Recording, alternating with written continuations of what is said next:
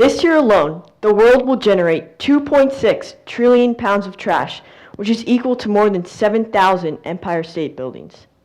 This means that the average person produces about 2.6 pounds of garbage a day. Once said by Terry Swearingen, "We are living on this planet as if we have another one to go to."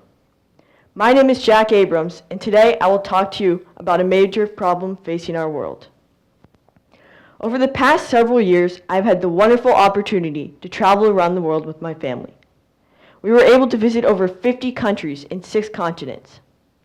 On my travels, I've seen beautiful historic towns, as well as the darker side of our world.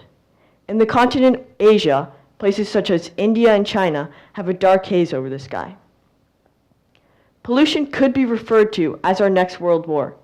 Although it is not a conventional war, this is a problem that threatens everyone. 4.6 million people die from air pollution every year. Air pollution is our single worst cause of pollution and is the biggest reason why global warming is happening. Global warming is a gradual increase in the overall temperature of the Earth's atmosphere. If global warming continues as it is right now, the ocean levels will rise and flood millions of people. Antarctica would melt, wiping out almost all sea life and eventually humans. Most importantly, global warming is putting pressure on ecosystems. It has already started to disrupt our growing season for our food source. Spring is coming earlier in both hemispheres. This means that migrating animals have to start seeking food sources earlier.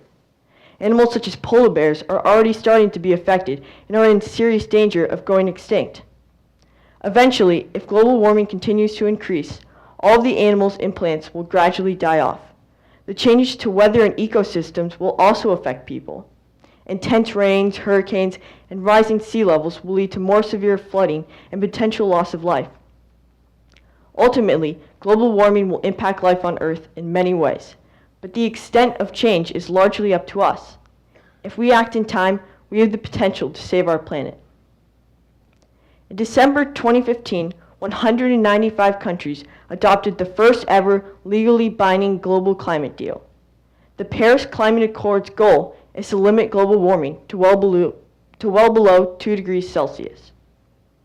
During my travels, I was able to visit Japan. Japan was a very clean, modern country with very little pollution. They are able to achieve such low levels of pollution through solar energy and other renewable resources. I also visited China and India, which were without doubt the most polluted places of our world.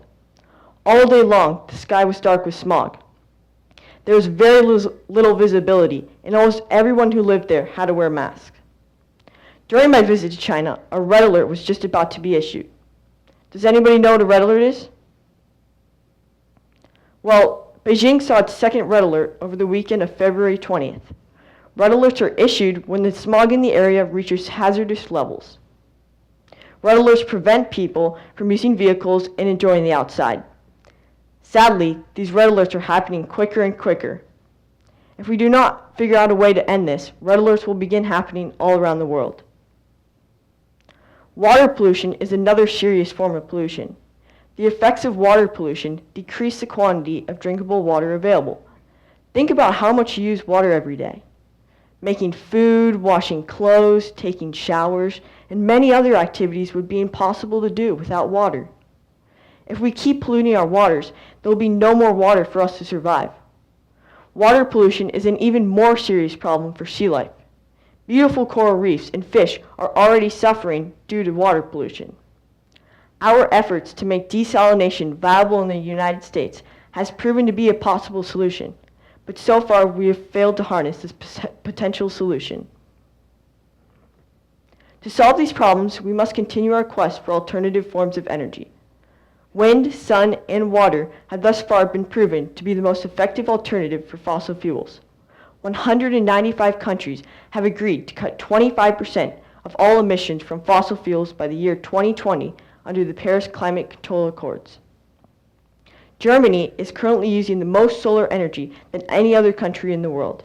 The United States is in 5th place for the amount of solar energy used to replace fossil fuels.